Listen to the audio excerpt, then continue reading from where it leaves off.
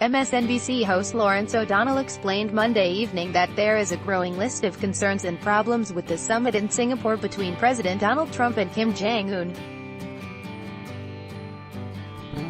Former Deputy National Security Advisor Ben Rhodes pointed out the concern with there not being note-takers to prove what was said. MSNBC hosts Rachel Maddow and Nicole Wallace explained that both of these men have a long history of lying. It was O'Donnell, however, who perfectly captured it into a tongue-in-cheek joke. "This is the problem of two liars walk into a room," he began during the panel discussion Monday. But he turned more serious.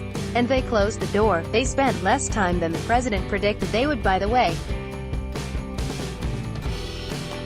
It was less than the 45 minutes. So, we will, in fact, never know.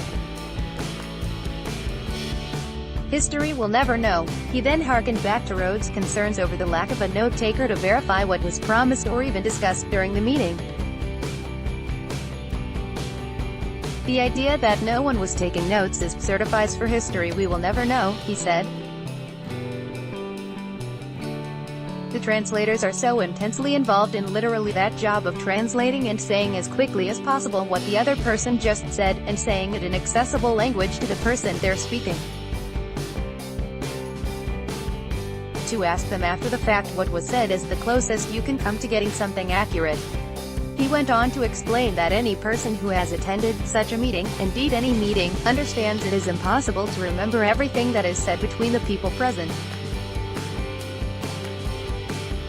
"Donald Trump, we know, will lie about what was said in that room," O'Donnell continued. "He might also say something true that was said in that room. That might happen. He will also take something that was said in that room and twist it to his advantage in a way that a lot of politicians might. But he will definitely, without question, invent things that were not said in that room, and claim they were." Listen to the full conversation between the panelists below.